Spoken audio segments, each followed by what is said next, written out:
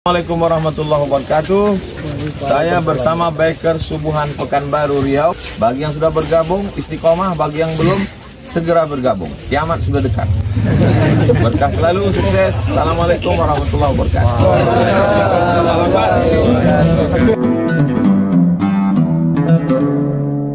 Bismillahirrahmanirrahim. Assalamualaikum warahmatullahi wabarakatuh. Alhamdulillah, Allahumma salli ala Sayyidina Muhammad wa ala ali Sayyidina Muhammad. Yang sama kita hormati Al-Mukarram Ustadz Dr. Zul Ikrami, Imam Besar Masjid Raya An-Nur beserta seluruh pengurus. Hadir bersama kita para asatiz yang tak dapat disebutkan satu persatu. Mudah-mudahan semua guru-guru kita sehat-sehat, panjang umur, sehingga berkah ilmunya melimpah untuk kita semua.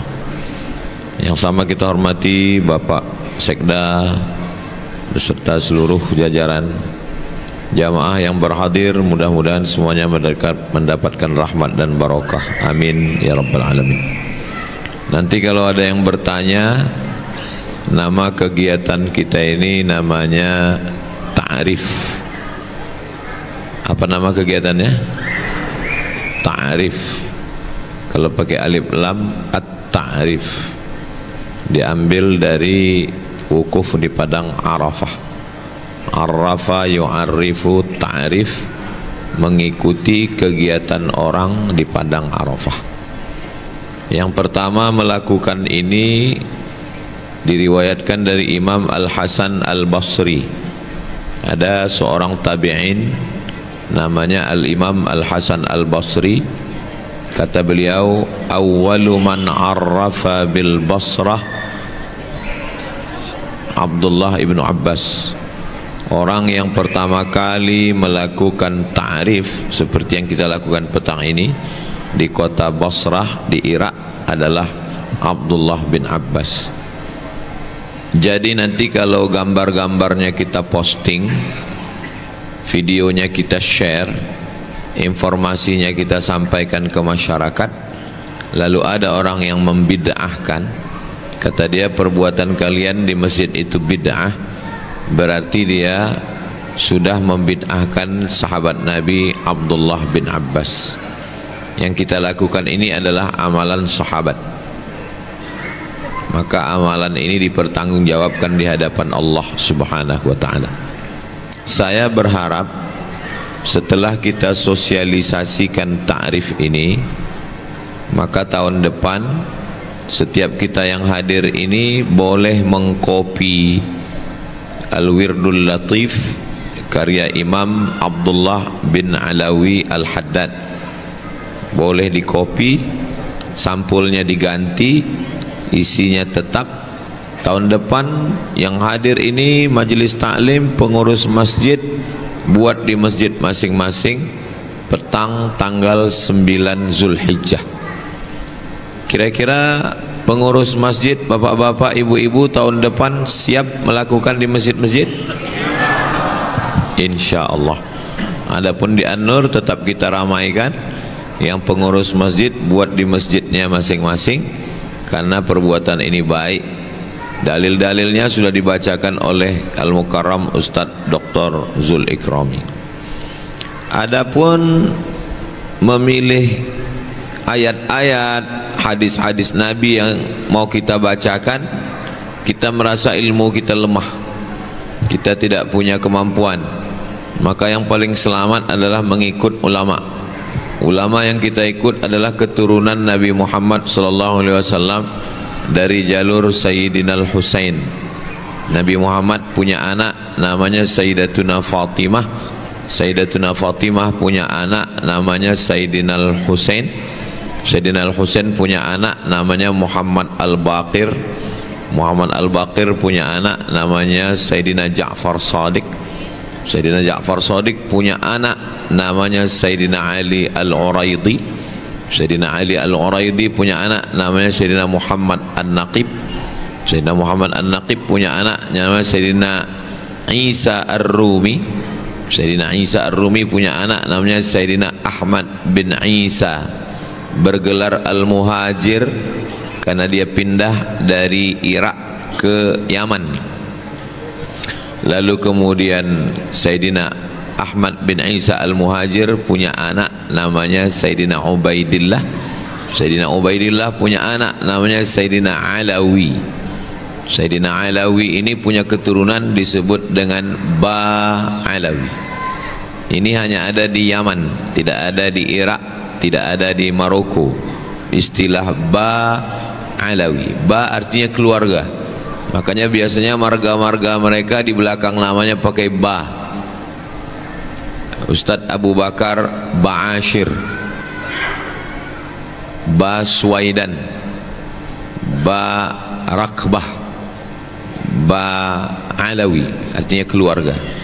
Lalu salah satu keturunan dari Sayyidina Ubaidillah itu adalah Sayyidina Abdullah bin Alawi Al-Haddad. Beliaulah yang menyusun ini, disebut dengan ratib. Ratib artinya amalan yang dirutinkan. Makanya orang-orang tua kita dulu selalu, mari kita meratib. Di kampung saya kalau meratib itu artinya tahlil, la ilaha illallah, meratib namanya. Karena ratib itu bacaan rutin. Rutin, sesuatu yang rutin itu disebut dengan ratib. Setiap bulan turun dia, setiap bulan turun dia. Maka gaji itu disebut dengan ratib. Jamaknya rawatib. Kalau tak turun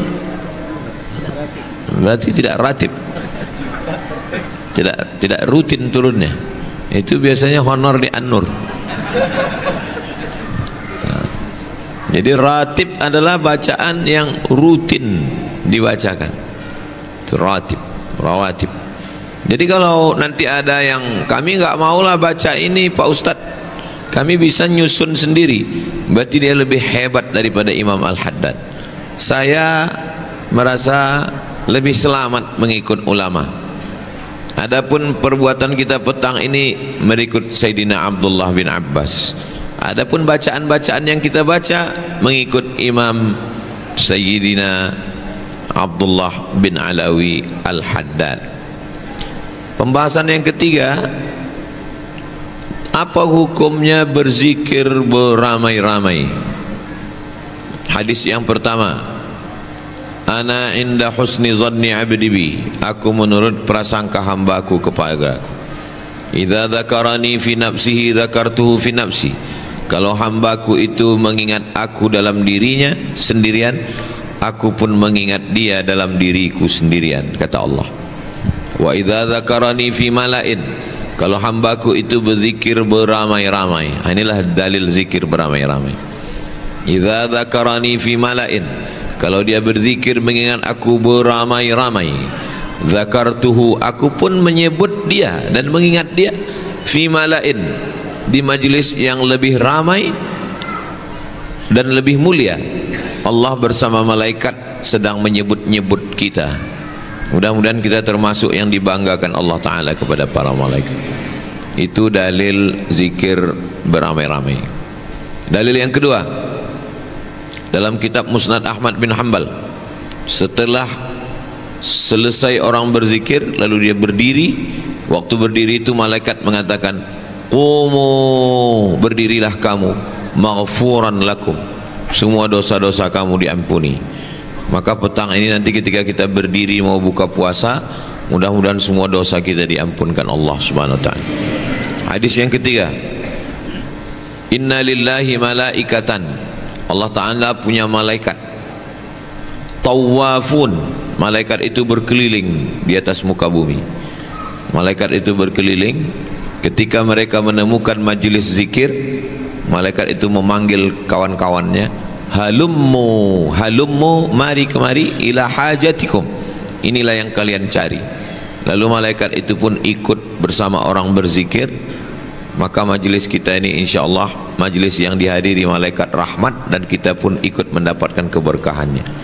Hadis yang keempat, majtama'a qaumun fi baitin min buyutillah, sekelompok orang berkumpul di rumah Allah, yatsluna kitab Allah, membaca surat Al-Waqi'ah, membaca ayat-ayat Al-Quran, Al-Fatihah, Al-Ikhlas, Al-Mu'awwidhataini, pilihan-pilihan ayat-ayat dari Al-Quran. Wa yatadarasunahu fima bainahum, mengkaji isinya. 3. Pertama, berkumpul. Yang kedua, membaca Al-Quran. Yang ketiga, mengkaji isinya. 3 ini sudah kita laksanakan. Allah balas 4. Nazalat alaihimus sakinah, diturunkan Allah ketenangan dalam hati. Ghasyat bihimur rahmah, mereka diliputi oleh rahmat kasih sayang Allah. Haffat bihimul malaikah, mereka dikelilingi oleh para malaikat. Wa dzakarahumullahu fiman indah, mereka dibanggakan Allah Subhanahu wa taala kepada para malaikat. Insyaallah majlis kita petang ini majlis yang dibangga-banggakan Allah kepada para malaikat. Ataj'alu fiha may yufsidu fiha wa yasfikud dima. Untuk apa engkau ciptakan mereka ya Allah?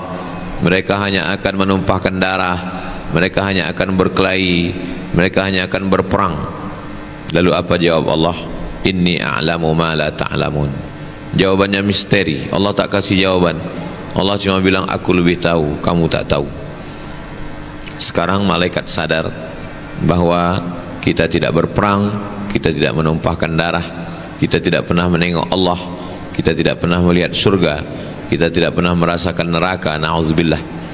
Tapi kita insyaallah mengamalkan amalan-amalan, kita duduk berzikir, mengingat Allah. Huwallazi anzalas sakinata fi qulubil mu'minin. Allah yang menurunkan ketenangan di dalam hati orang yang beriman. Ala bidzikrillah tatma'innul qulub. Dengan banyak berzikir mengingat Allah, maka hati akan tenang. Sekarang penyakit manusia modern adalah penyakit yang disebut dengan anxiety, sakit mental. Artis-artis, orang kaya, pejabat-pejabat kena penyakit mental. Makanya ustadz-ustadz banyak disuruh ceramah tentang kesehatan mental. Rumah-rumah semedi, rumah-rumah yang mengajarkan ketenangan batin sedang diserbu orang. Dan biasanya mereka menjual itu bebas agama. Agama saja, apa saja boleh masuk. Orang disuruh untuk memejamkan mata, mendengar kicau burung, mendengar suara gemerici air, menghirup aroma terapi biar supaya tenang. Maka kita setelah dapat zikir Ratib Al-Haddad, Al-Wirdul Latif ini, kita copy, ganti sampulnya, jadikan sebagai wirid harian. Dibaca pagi, petang, atau sekali dibaca. Ba'da maghrib, awal malam, kalau tidak bisa awal hari. Supaya apa? Supaya Allah Ta'ala menjaga kita, karena bacaan-bacaannya ini adalah bacaan yang dipilih oleh ulama berdasarkan ijtihad beliau, sehingga kita percaya pilihan ulama itu adalah ittaqu firasatal mu'min, takutlah kamu pada ilham firasat orang beriman, fa innahu yanzuru binurillah, karena dia memandang dengan pandangan Allah Subhanahu wa ta'ala. Berikutnya, setelah kita bahas namanya, dalilnya, perbuatannya, apa hadis-hadisnya, sekarang tentang malam dan siang.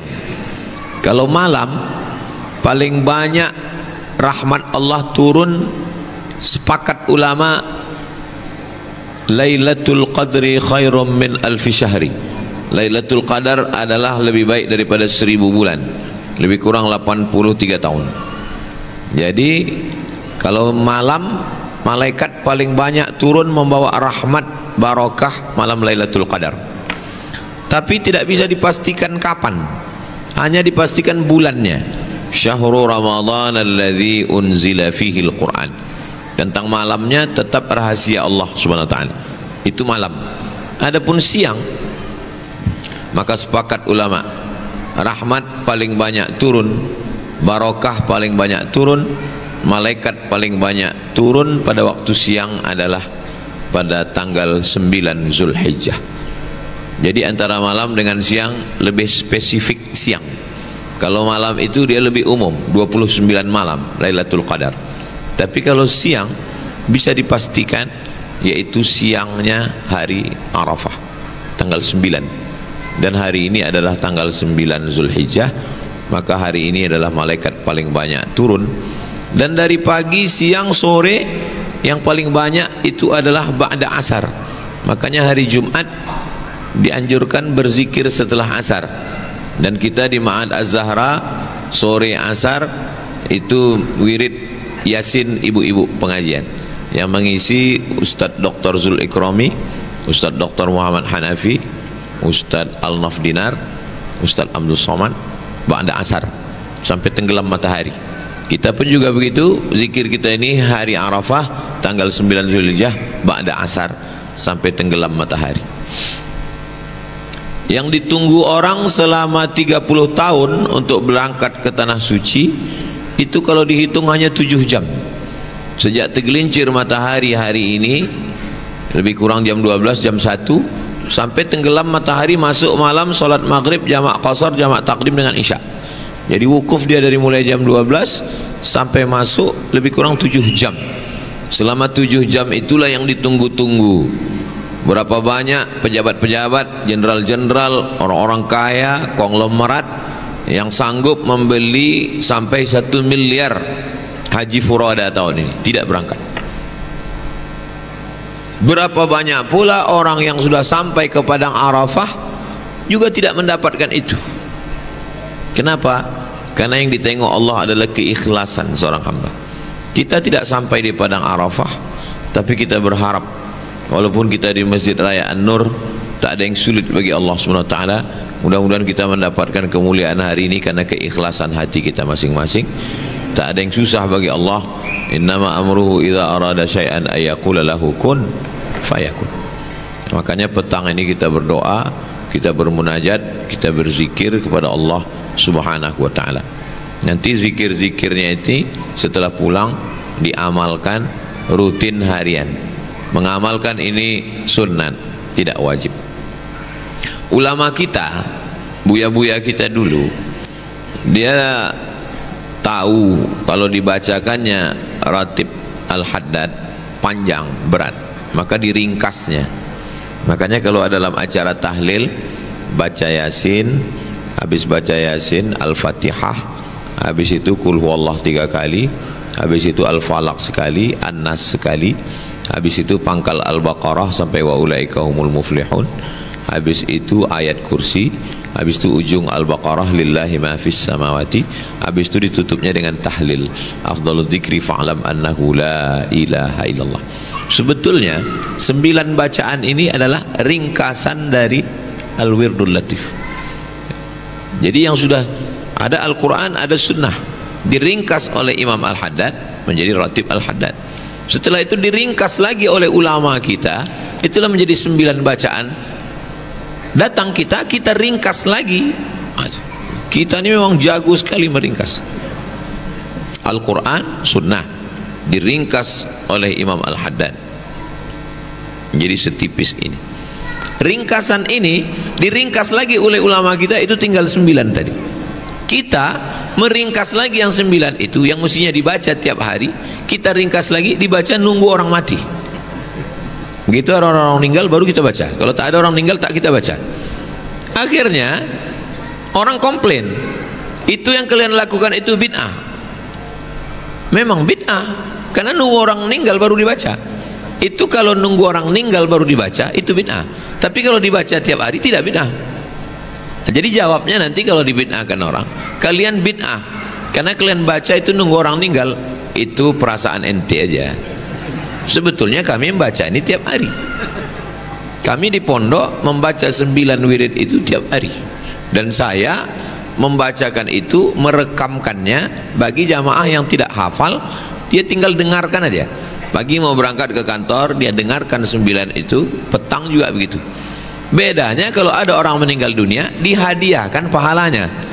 Ya Allah, sampaikanlah pahala bacaanku surat Yasin, Al-Fatihah, Al-Ikhlas, Al-Falaq, An-Nas, pangkal Al-Baqarah, ayat kursi, ujung Al-Baqarah, tahlil kepada almarhumah fulan, almarhum fulan.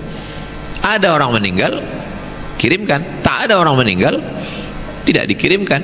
Tapi bagi orang yang ingin mengirimkannya ila arwahi abaina wa ummahatina wa ajdadina wa jaddatina wa limasyaikhina, kepada almarhumah emak kami, ayah kami, datuk kami, guru-guru kami.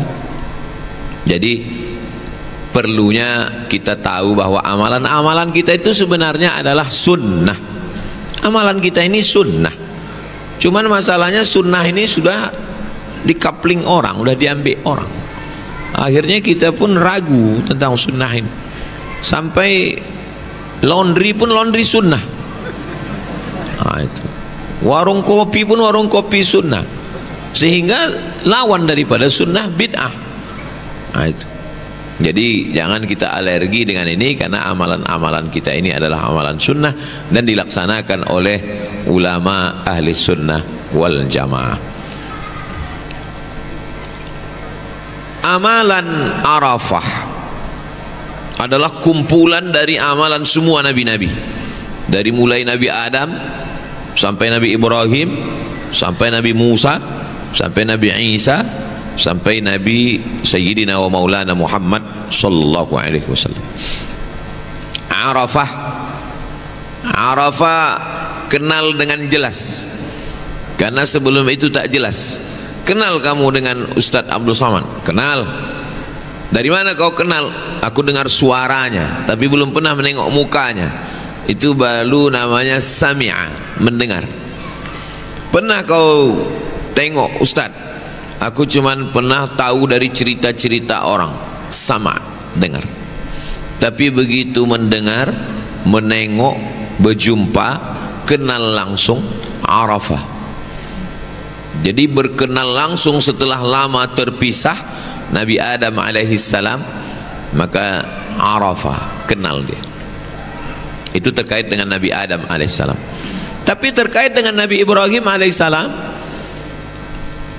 mimpi malam yang pertama, ya bunayya, wahai anakku, inni ara fil manam, aku melihat dalam mimpiku, inni azbahuka, anni azbahuka, aku menyembelih lehermu, fanzur madza tara, apa pendapatmu?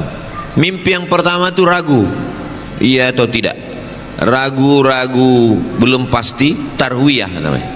Itulah dia tanggal 8 Zulhijjah, tarwiyah, tanggal 8 tarwiyah. Pasti tak terbantahkan lagi, Arafah. Itulah dia tanggal 9 ini, Arafah. Besok tanggal 10 Nahar. Setelah pasti barulah 10 Nahar.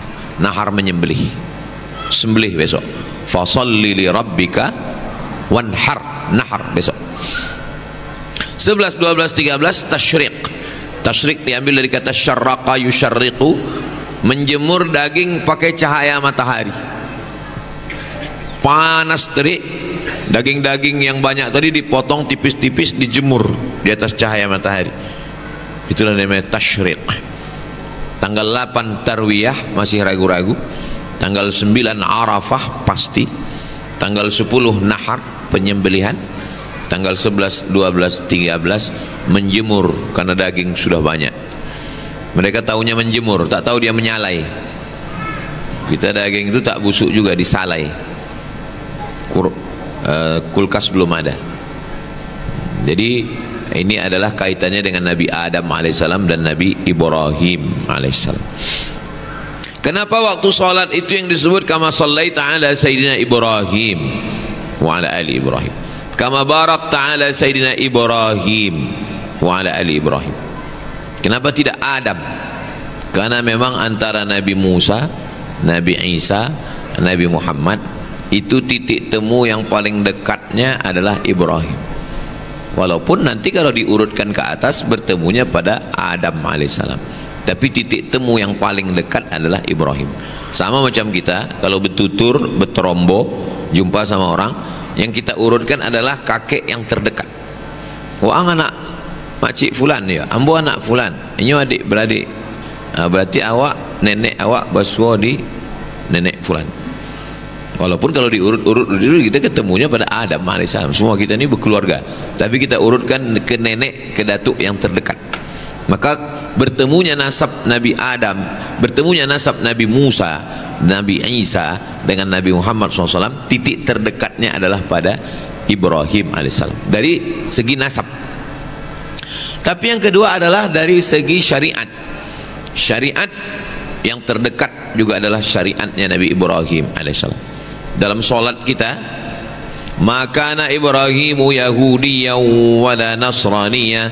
Nabi Ibrahim bukan Yahudi, bukan Nasrani, walakin kana hanifan musliman wa ma kana minal musyrikin. Dan itu kita ucapkan di awal solat kita. Wajjahtu wajhiya alladzi fatara as-samawati wal arda hanifan musliman wa ma ana minal musyrikin. Di awal solat kita sudah mengambil Nabi Ibrahim, dan di ujung solat kembali ke Nabi Ibrahim. Kama sallaita ala sayyidina Ibrahim wa ala ali Ibrahim kama barakta ala sayyidina Ibrahim wa ala ali Ibrahim. Secara nasab dan secara keilmuan, sanad kita adalah kepada Nabi Ibrahim alaihissalam. Bagaimana Nabi Ibrahim? Nabi Ibrahim ini ujian yang pertama berhadapan dengan ayah.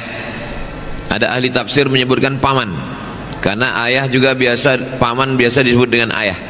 Jadi kalau saya bawa keponakan saya lalu saya katakan ini anak saya, itu saya tidak bohong. Dan kalau ponakan saya mengatakan itu ayah saya, itu juga tidak bohong, karena penggunaan ayah untuk paman itu biasa.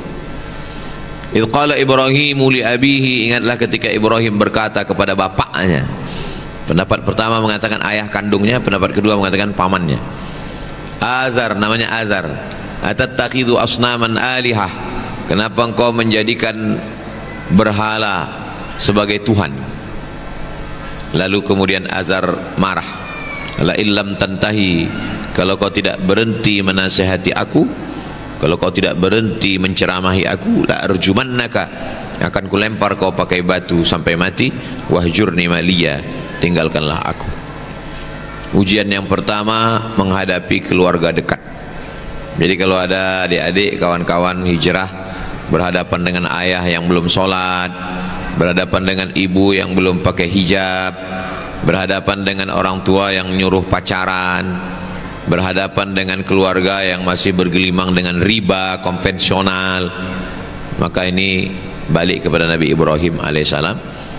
Nabi Muhammad berhadapan dengan Abu Lahab, Nabi Ibrahim berhadapan dengan Azar. Ini bahwa kita menyebut Ibrahim itu bukan sekedar nama, tapi ada ujian. Lulus ujian ketemu dengan Azar. Apa kata jawab Nabi Ibrahim? Sa'astaghfiru laka rabbi, aku akan memintakan ampun kepada Allah atas dosa-dosamu. Innahu kana bi hafiyya, Allah mengampuni dosaku, dia dekat dengan aku, dia akan mengampunkan kita. Selesai satu ujian. Ujian berikutnya berjumpa dengan umat yang menyembah bintang gemintang. Ada orang mengatakan Nabi Ibrahim mencari Tuhan. Itu tidak betul, karena yang mencari Tuhan itu filosof. Aristoteles, Sokrates, Demokritos, Thales, mereka mencari karena mereka mengandalkan logika. Sedangkan Nabi, mereka tidak mencari. Nabi-nabi itu mencari Tuhan bukan pakai logika, tapi Allah yang mengangkat mereka dan mengirim malaikat Jibril kepada mereka. Jadi Nabi Ibrahim tidak mencari Tuhan. Falamma janna alaihi al-lailu ra'a kaukaba, ketika malam gelap datang, Nabi Ibrahim melihat bintang. Qala hadza rabbi, ini adalah Tuhan. Falamma afala qala la uhibbul afilin, ketika bintang gemintang itu hilang berarti dia bukan Tuhan. Lamma ra'a asy-syamsa bazighatan qala hadza rabbi hadza akbar, ketika Nabi Ibrahim melihat matahari, oh ini Tuhan. Ketika dia tengok matahari, matahari lebih besar, berarti Tuhan. Sebetulnya Nabi Ibrahim bukan mencari Tuhan. Nabi Ibrahim sedang mengalahkan argumentasi orang penyembah bintang, matahari dan bulan, bahwa yang kalian sembah itu bukan Tuhan. Itu sebenarnya yang sedang dilakukan Nabi Ibrahim. Kalian menyembah bintang, bintang bukan Tuhan. Kalian menyembah bulan, bulan bukan Tuhan. Kalian menyembah matahari, matahari bukan bulan, bukan Tuhan. Itu di dinding-dinding piramid ada gambar matahari, dan matahari itu mengeluarkan tangan. Mereka percaya bahwa matahari itu Tuhan, namanya Dewa Ra. Orang Jepang juga menyembah dewa matahari. Makanya benderanya kain putih, di tengahnya ada bulat. Dan nenek moyang kita dulu jam 9 pagi dipaksa untuk menyembah matahari. Siapa yang tak mau menyembah matahari dipancung kepalanya. Termasuk Buya Hamka, termasuk yang difitnah menyembah matahari, Jepang. Nah, jadi tentang orang menyembah matahari itu sampai hari ini masih ada orang menyembah matahari. Dan Nabi Ibrahim sudah membatalkan itu. Nabi Ibrahim pindah dari Babilonia, Irak ke Palestina itu 1800 sebelum Masehi. Sekarang sudah 2025. 1800 tambah 2025 berarti 3825, lebih kurang 3 milenium, 3000 tahun yang lalu, hampir 4000 tahun yang lalu manusia menyembah matahari sudah dibatalkan oleh Nabi Ibrahim alaihissalam. Selesai berhadapan dengan penyembah. Apakah hari ini masih ada manusia yang menyembah bintang, matahari dan bulan? Ada. Yang tak jadi menikah karena suaminya Taurus, calon istrinya Pisces. Kata dia tidak cocok, tak sejodoh kita. Dan uniknya buku-bukunya pakai tulis Arab. Ternyata isinya adalah ilmu tanjim, ilmu perbintangan. Karena itu dulu dari Yunani berpindah ke Islam, diterjemahkan ke bahasa Melayu, ditulis. Akhirnya orang sebelum nikah tanya dulu apa bintangnya. Kadzdzabal munajjimun walau shadaqu. Para astrologi yang bagus itu astronomi. Kalau mau ngambil fakultas astronomi, ilmu perbintangan, ilmu langit. Jangan astrologi. Astrologi ilmu ramalan. Siapa yang percaya pada peramal, man atakahinan, siapa yang percaya pada peramal, fasaddaqahu bima yaqul, percaya dia pada ucapan itu, faqad kadzdzaba ala Muhammad SAW, maka dia sudah mendustakan apa yang dibawa oleh Nabi Muhammad SAW. Dah selesai. Berhadapan dengan keluarga, lulus. Berhadapan dengan ahli perbintangan, lulus. Sekarang berhadapan dengan orang yang menyembah berhala. Sampai hari ini penyembah berhala masih ada. Hebatnya ajaran Islam, semua kritik-kritik Islam itu tetap ada sampai hari ini. Seandainya yang ada dalam Quran itu tidak ada hari ini, kita pun ragu. Ini Quran tidak relevan. Tapi sampai hari ini yang menyembah perbintangan masih ada, yang menyembah berhala masih ada. Nabi Ibrahim masuk, dihancurkannya berhala itu semua. Setelah dihancurkannya, diambilnya kampak, digantungkannya ke berhala yang paling besar. Pulang mereka dari kebun, mereka tengok berhalanya hancur. Tangkap Ibrahim. Setelah ditangkap Ibrahim, mereka tanya, "A anta fa'alta hadza bi alihatina ya Ibrahim?" Engkaukah yang melakukan ini kepada Tuhan-Tuhan kami, hai Ibrahim? Hancur Tuhan kami ini semua? Apa kata Nabi Ibrahim? Bal fa'alahu kabiruhum hadza. Yang melakukan ini adalah patung yang paling besar. Fas'aluhu in kanu yantiqun. Kalau tak percaya, tanyalah dia kalau dia bisa bercakap. Tuh, di lehernya ada kampak. Nabi Ibrahim sedang memakai logika akal. Kalau kalian memang betul pakai akal, kalian orang berakal, kalian orang rasional, kenapa kalian nyembah patung? Itu patung-patung itu tak bisa menolong dirinya. Mana mungkin dia menolong kalian? Apakah saat itu Nabi Ibrahim sedang bohong? Hasya lillah. Tidak mungkin Nabi Ibrahim bohong. Lalu apa yang sedang dilakukan Nabi Ibrahim? Menggunakan akal pikir. Orang kalau kalah dengan otak, dia akan main otot. Kalah, ngelapor ke raja. Raja pakai kekuatan, tangkap, harriquhu, bakar dia. Kumpulkan semua api, semua buat api unggun, bakar Nabi Ibrahim. Ketika Nabi Ibrahim dibakar, turun, ya nar, wahai api, kuni, jadilah engkau bardan, sejuk. Seandainya ayat itu cuma sampai bardan, mati Nabi Ibrahim, beku, kedinginan.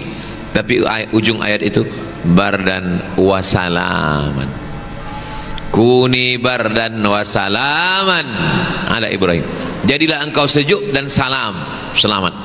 Itulah yang selalu disampaikan buya-buya, ustad-ustad. Nanti di Makkah ini musim panas, di Padang Arafah, Muzdalifah sekarang panas ekstrim. Biar supaya tidak panas, banyak-banyak baca doa, ya narukuni bardan wa salaman ala Ibrahim, ya narukuni bardan wa salaman ala Ibrahim. Alhamdulillah Ustaz, sejak Ustaz kasih zikir itu selama di Makkah Madinah terasa dingin. Rupanya tak pernah ke masjid, tidur di hotel. Patutlah dingin terus. Lulus, berhadapan dengan keluarga lulus, berhadapan dengan penyembah bintang lulus, berhadapan dengan penyembah berhala lulus. Ujian lagi. Ujian berikutnya adalah punya istri namanya Sarah, tapi Sarah tidak menikah. Sarah tidak hamil. Sarah tidak hamil. Ujian lagi, lebih berat lagi. Apa dia? Sarah menikahkan dengan Hajar. Itu lebih berat. Dan itu sampai eksis sampai sekarang.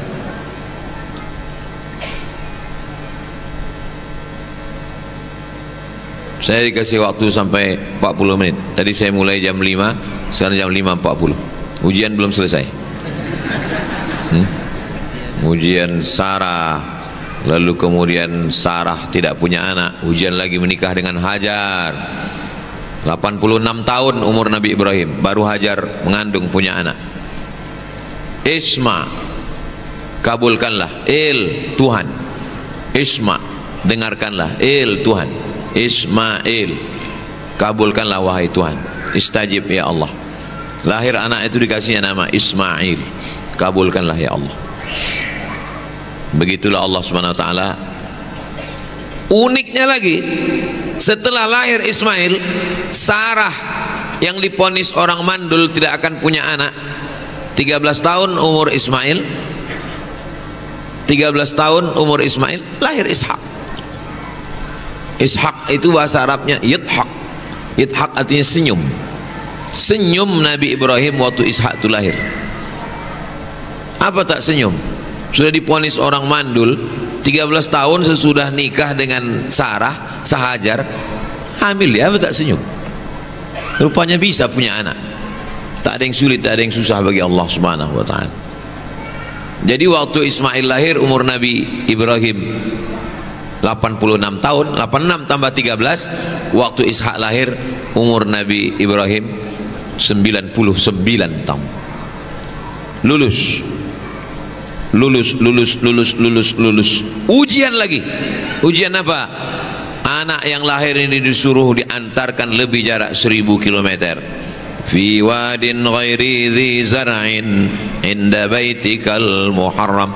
Ku tinggalkan anakku di sebuah lembah yang tak ada tanaman, lumut tak ada, air tak ada, kering kerontang sampai hari ini di Makkah, inda baitikal muharram. Lulus juga. Lulus Ibrahim berpisah sama anak. Berpisah sama anak. Aku alhamdulillah Pak Ustaz, lulus aku berpisah sama anak, ku kirim anakku ke Mesir. Alhamdulillah. Anak bapak berapa? 12 orang. Ya, patutlah lulus 12. Ini Nabi Ibrahim, anak yang ditunggu selama 86 tahun, tahan dia berpisah. Luar biasa. Selesaikah ujian? Belum. Apa lagi? Falamma balagha ma'ahu sa'ya. Ketika usia sudah sampai remaja, diuji lagi, lebih berat lagi ujian. Apa ujiannya? Inni ara fil manam, aku lihat dalam mimpi, anni adzbahuka, aku menyembelih lehermu. Diuji lagi. Wa tallahu lil jabin, ketika sudah sampai ke altar tempat penyembelihan, ditempelkan pisau ke leher, terasa sejuknya pisau itu ke leher. Besok pagi sebelum motong sapi, letakkan dulu di leher, terasa sejuknya. Tinggal menarik sikit lagi. Fafadainahu bidzibhin azim, kami tebus dengan sembelihan yang besar. Datang malaikat Jibril membawa kabsh, satu ekor domba, ditebus. Tak jadi Ismail disembelih. Apa pelajaran dari sini? Bahwa hidup ini tidak pernah lepas dari ujian. Lulus ayah, jumpa umat. Lulus umat, jumpa istri. Lulus istri, jumpa lagi. Lulus istri, jumpa anak. Lulus anak. Jadi kalau ada orang mengatakan, kenapa lah banyak kali ujian hidup ini Pak Ustaz? Mungkin kau selevel dekat dengan Ibrahim alaihissalam. Itu si Anu tuh enak aja, tak ada ujian hidupnya. Mungkin dia dekat dengan Fir'aun dan Namrus, sehingga ujiannya tipis saja, cuman ujian ijazah aja. yang lain tak ada ujian. Jadi innallaha idza ahabba qauman ibtalahum, kalau Allah sayang kepada seorang hamba, diujinya hamba itu. Mudah-mudahan kita yang lulus seperti Nabi Ibrahim alaihissalam. Lebih kurang 45 menit dari waktu yang diberikan 40 menit. Saya kembalikan ke MC, host kita. Terima kasih. Mudah-mudahan kita mendapatkan keberkahan hari Arafah. Assalamualaikum warahmatullahi wabarakatuh.